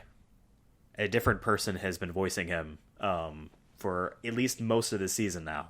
So at the end it says, in dedication to notice. Mako, whatever his last name was. So he died. That's why they end it with the Iroh one, because it's, so... I did like, too, that they had, it looks like, at least in the credits, it said that, like, there was different directors or whatever for each episode, or each short story, rather. And I'm like, that's cool that they didn't just have one person do it. Brings different, even Momo, I guess, ideas in. Even Momo, the most forgettable character, the little lemur guy, he had his own story, which is kind of funny. Next episode is a big flashback. Basically, we're all caught up on Appa now. We see how he was captured, brought to a circus. He outsmarts the circus handlers because Appa's smart boy. Suki finally and the Kyoshi warriors finally find him. But then it's cool that this flashback episode, you could be like, oh, we'll skip it. I don't give a fuck what happened to Appa during all this. You could have that opinion, and maybe rightfully so. Maybe there's other threads you would want to see if you're watching this week by week. Here we go. But they do kind of tie it back into the main story because Suki and her crew are attacked by Azula and her posse, and it's not realized until later that, like, they are now going to disguise themselves as the Kyoshi warriors and infiltrate the city. Did. To my, at least they don't really say if they're dead or not, but I'm assuming they're captured or dead. I forgot. Does this season say anything that happens to them? No. That's right, because it ends with the reveal that they are now in charge. That's right. I'm getting 2 and 3 a little bit. I'm the captain now. Exactly. Yep.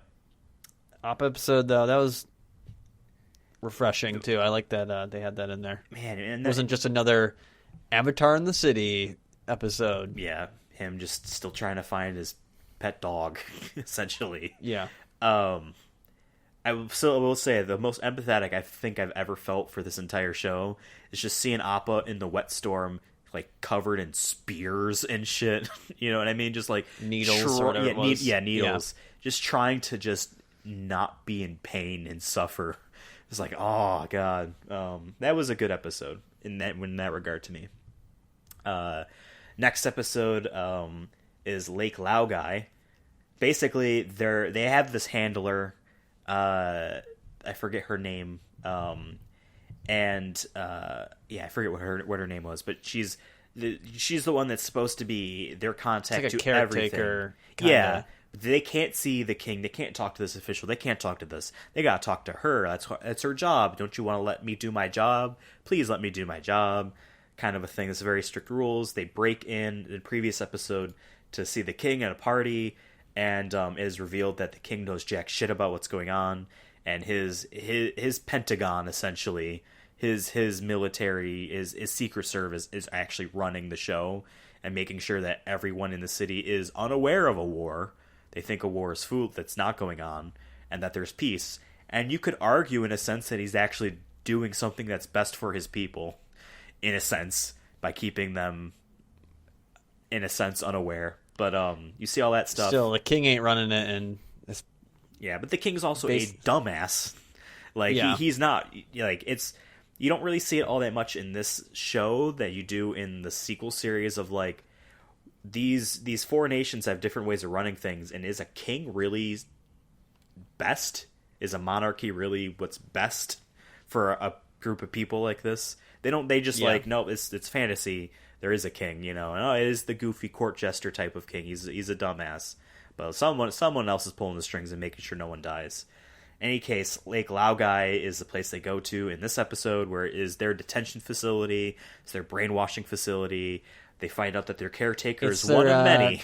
It's their Guantanamo. Basically, yes. Yes, they find out that they've been hypnotizing all these women into being the same person, because at one point they replace her, and like they're like, "You're a completely different woman." They're just like, "No, I'm not." And it's creepy as fuck. This is also where we see that's where Jet has been sent, so they find Jet again. I like Jet's swords, by the way. They're like they're hook. They're hook. Cabal in Mortal Kombat 11 has very similar swords, and I always thought they were dope because they look more painful than just regular swords. I'm like, I'm gonna get if I somehow dodge the initial swing, it's like I could still just get hooked. Yeah, and that just looks painful. Also, kind of act like a Keyblade. It's Kingdom Hearts, a game I like. You can't bring up a game you like without me bringing up a game I like. So that's the rules here, buddy.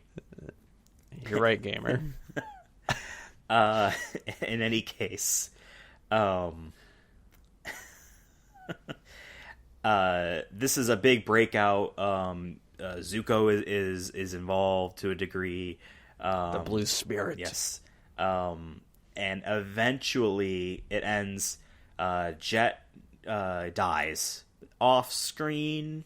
It's implied that he kind of dies, or he's dying, and his friends are like, "We'll be fine. Go leave without us." Like Toph literally says, like he's lying. He's lying about him being okay. Yeah, she can. It's right. She can tell when someone's lying because of the heartbeat, which is news to me. I'm like how they just dropped that in there to like fix a plot hole, but I'm like, there was so many moments where I feel like that would have been super handy. Yeah.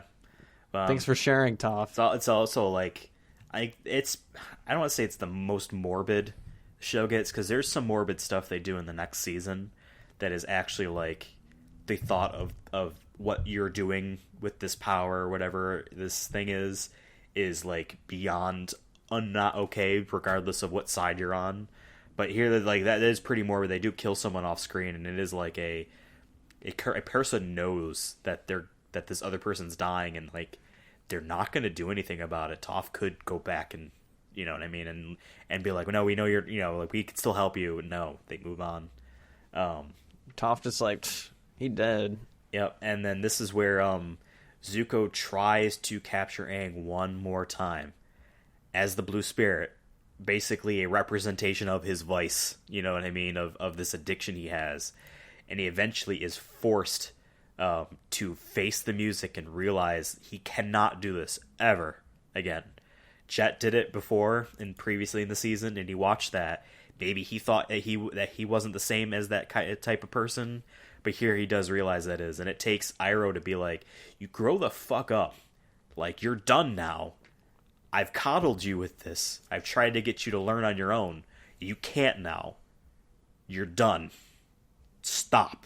you know. And if not, like at this point, like you're useless.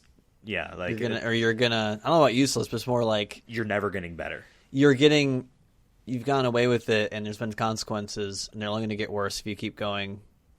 Yeah, like what we have going now is great, and like you fucked it up. The next episode is a pretty short one in a sense. It's just them trying to convince the city that there is a war, that there is an underground detention facility, which gets conveniently covered up and hidden again, and all that stuff. And Zuko does go through a metamorphosis, I think Iroh calls it, where like it's a classic fantasy thing where he's battling his inner demons, his spirit, his chi. He just gets literally sick. Yeah. Like I'm like the whole time I'm like, that was me when I had mono. Maybe I was fighting inner demons instead. No, you didn't become a better person, I can tell you that. I'm like, they're just sleeping all day and it's sweaty. To be fair, there's no AC and it's in a hot area of the world. Yeah. And Iroh is helping him, and I think Iroh knows that it is all going to be better now. But the king, I forget, does the king believe him in this episode? Or eventually, after like 3 attempts, like they kept like the king kept like having basically just disbelief, and then eventually the third, after like it was like when they show the drill or whatever, they're like, okay. That's arrest the officer or whatever, or his advisor there. But yeah, also they find secret files, and like I like how there was like letters to them, and I'm like, wait a minute, how does they ever get letters? What do you mean? Like they were like, oh, you got a letter, Toph, and like obviously we find out later that it was a fake letter, but I'm like, wouldn't you have thought at this moment like, we're trying to like be hidden and run away from Azula and Zuko. Why would we make it easier for people to send us letters? Yeah, you're right. You're right. Unless it's by like pigeon or something, which they never really shown. So I was just like, that should have been the first red flag. But like, wait a minute, how do they have our address? That's right. It's too good to be true. That's right, because Sokka and Katara get one from their dad, right? And Aang gets one. Well, the reason why they do is because Aang gets one from this guru. This guy who's supposed to be able to, he believes, can unlock his avatar spirit and make him be able to control it. Because that's what the next 2 episodes are about. Basically, Aang does go to an air temple. Forget which one. But one that obviously they're all abandoned. And he finds this guru here. Basically, it is just a classic, unlocking the chi type of meditation, not a montage, but a sequence of events. And then we also see Zuko is a new person now. He actually has gotten over it completely. He actually likes the life he lives in. He finally likes, the humility of not being, a prince anymore. He actually they have a good thing for it going for them, and they like it now. And I believe, I'm not sure, it's either this episode or the next one, but it's like, our tea is so successful. We have our own tea shop now. We're not employees. We own a business now. And I think that was an episode back, but regardless, yeah, like they got it good now. Yeah. And they're being invited to serve tea to the Earth King himself. So it's like a big opportunity. And Zuko actually shows, I think for the first time, actual pride and admiration for his uncle. Like, yeah, tea is not Zuko's thing. He's like, tea's not my thing. It's your thing, and you're like, I'm so proud of you. Like, look, we're doing this thing. This must be huge for you, and it is. And Iroh does make a joke of like, I've always wanted to come in through these halls, through this door, but I never thought I'd be coming in to serve the king tea and not as a conqueror to make him, be on his knees. It is a kind of funny joke in that sense. There was one quote I wrote from chapter 18 that I was going to use as well. Riding bareback is terrifying. I thought that's right, because Appa doesn't have a saddle anymore. Yeah.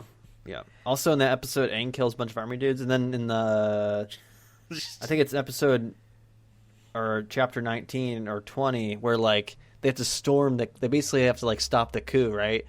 And like they're like throwing rock walls and Yeah. water, and I'm like, y'all definitely killed like a couple hundred people there. Yeah. Like, and they're like, sorry, and I'm like, bro, you're shooting them off like 100 feet ledges and stuff. They're not going to be like, at best, they're going to be like paralyzed from the neck down. Like, like they ain't surviving that. Yep, because the idea in these 2 episodes, if not this one, then definitely the last episode, number 20, is that like the king was never in control. The Dai Li, which is the Secret Service, they're the ones in control. It does not matter that the king locks them up. They're the ones that own the locks. You know what I mean? It's them the whole time. And if they need to get rid of the Earth King to stay in control, they will. And Azula is there to fill that void. You can still be in control. You'll be in a Fire Nation kingdom, but it can be your Fire Nation kingdom. It's gonna be my Fire Nation. That's what makes kingdom. them not good, because when we were saying earlier how like the king's dumb and like at least they're there protecting their people, but are they really protecting the people if they're under the Fire Kingdom, which we know is supposed to like be the Nazis, basically? Yeah. And yep. And meanwhile, Aang. So like everyone's separate, but then they all kind of come back together. But it's Aang. We end Aang's story, I believe, with him running away from the Guru. I don't think he returns to the group yet. He's still separated, but basically he is finally ready to unlock his true inner avatar state. He can be there all the time and be all powerful and be good, but he needs to detach himself from everything, like a pure like Buddhism, like no earthly possessions, no attachments to anyone, to anything, to any, like it's all, like it gets to the point where he grapples with this, like this is almost like pointless. Like what kind of life would you live if you had nothing or no one, you know what I mean? Because he refuses to let Katara go in his mind, essentially. And the Guru. But hey, it's all your fault too, dude. Maybe if you like were more upfront with her, it would have been easier. I don't know. It's true. Maybe it's true. And it ends with basically the idea that by running away at that moment, he's not going to be able to enter the Avatar state ever. Just period. It's just locked for him now. And he doesn't even hesitate. He's like, fuck that shit. Yeah. He's like, I'm gone. I need that poo-tang.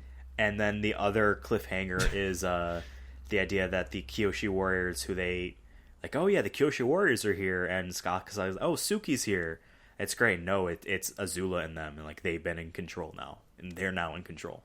And that's it. Well, no, it doesn't. No, Aang does get like the gang back together. Like he, Toph breaks away from the cell, that steel cell. That's right. She can metal bend now. I forgot about that. And then Sokka did go to his father, and then Aang went to go pick him up. That's right. And then that's when they go and storm the castle or whatever all together. And then they get locked. At one point, Katara and Zuko are like in that crystal. That's right. Cavern. God, I forgot about all that. And that was a big scene as well. Yeah. And like at a moment, you're like, I don't think they meant to be this way, but it kind of interpreted as such. Is like Katara and Zuko, they can get down. And like right before because she was going to heal his scar or whatever, but I'm like, there might be more than just healing the scar. And then Aang comes in, and I'm like, broke that tension. And then like immediately they're like, fuck you. And I'm like, Zuko, did you not learn anything? Like you were all like sympathetic like 2 seconds ago about like, yeah, I'm not everything you think I am. But then I see Aang, and I have like immediately like my trigger is here, and I'm gonna attack him. Yeah. And then even his uncle's like, dude, I thought you were over this shit. And then like they eventually have to fight Azula and Zuko. And doesn't it end with Aang getting beaten? Gets like literally a bolt of lightning shot through his chest. They don't really show it at first. It wasn't until later when Katara heals him with that. I forgot. So what I said was the cliffhanger was last episode's cliffhanger. You are right. Yeah, so we're kind of like morphing the last 3 episodes here to wrap it up. But then eventually he's healed. But yeah, Aang, they finally got beaten. They had to like basically run away. Like they had to take the L. Won. Yeah, and they won finally. Yeah. Which I'm glad, because it actually, I don't like it when even kid shows will like, I guess maybe not kid shows. But generally, I do like it when the bad guys do win because it makes people vulnerable. Grant, they didn't kill anybody off besides Jet, it seems, and Suki, but those are technically, I would say, minor characters. Like, I think if they really wanted to go for even a darker turn, is like, dude, they just killed Katara, or they killed Sokka or something. Well, you don't know what happens. True. But, yeah, that's right. Yeah, it's been a while since I saw these episodes. I kind of did blend them all together. But yeah, it ends with them winning, and it ends with, that's it. Like, now it's ditching. actually like real. They needed to run away. So yeah. And they talked about that risk earlier. I think it was in the second to last episode. They're like, I think it was Katara being like, we got lucky so many times. Like, we need to just at some point retreat. We're outmatched here. Yeah. And even then Sokka's like, well, we have everything going our way. Like, we might as well keep running the table, or try to at least. And yeah, they don't win. Yep. So, any closing thoughts you want to have for this season of Avatar: The Last Airbender, Book 2, Earth? So now the next season will be the last one. I guess I after watching it, like I said, going into the second season, I was kind of like, okay, this show's all right for me personally. I had moments when I enjoy it. Other parts, I would say I was just kind of like, about it. I would say kind of the same in this season. I think this season is better than the first one because we already know the characters and whatnot, so I don't have to wait for them to introduce stuff when, like you said, they kind of repeated some of the things in the first season where like, okay, I get it. Mm-hmm. Aang's a kid. He's learning. Okay, I get it. So I hope in the third season they kind of just, I guess, move the plot along more, and I hope that there's more monsters, maybe a couple big battles. That'd be cool. And maybe I want some people to die.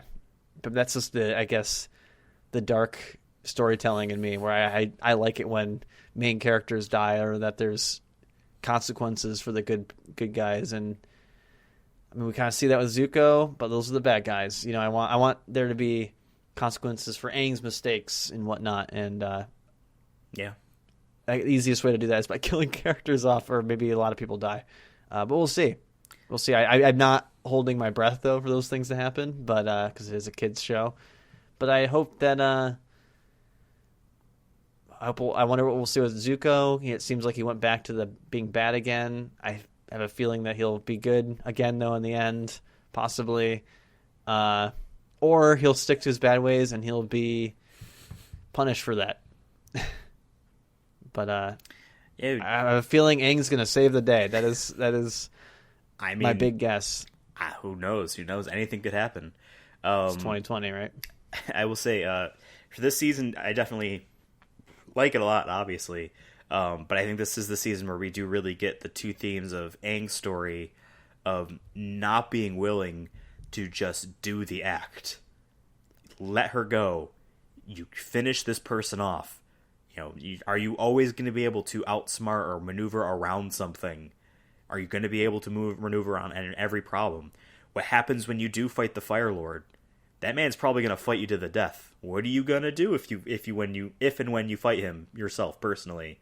Like, break his leg or something? Like, you gotta chop his hands off. He can breathe fire out of his face. You know what I mean? Like, I forgot to mention that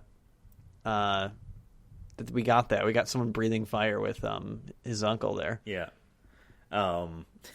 That's why they called him. Cool. They called him the Dragon of the East, something like that. Yeah.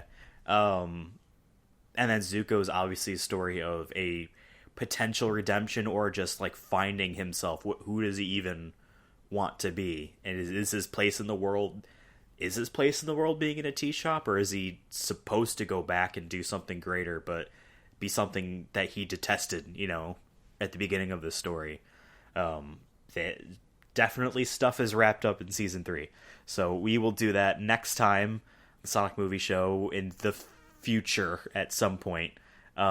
Maybe not necessarily another 30 episodes from now, but at some point in the future, we will do that. If you like this show, And if you liked this episode, let us know. And if you like this podcast, because you could have been talking about Avatar.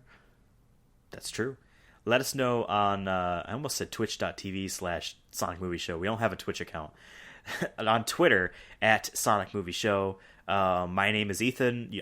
I am on Twitter, @Ethan Absolutely. Devin is on Twitter, @CURSONA. Cursona YouTube. I'm tired. It's like midnight. Let us know what you think.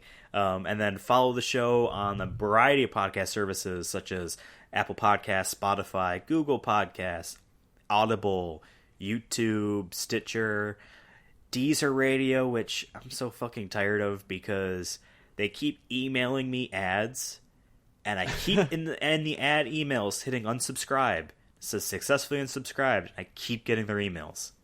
I don't know how to block them. I guess I can do that through Gmail, but I'm lazy, and they send it like once every 2 weeks, so I don't think about it. But fuck Deezer. But we're on there. Yeah, so all that stuff. Okay, goodbye. Goodbye.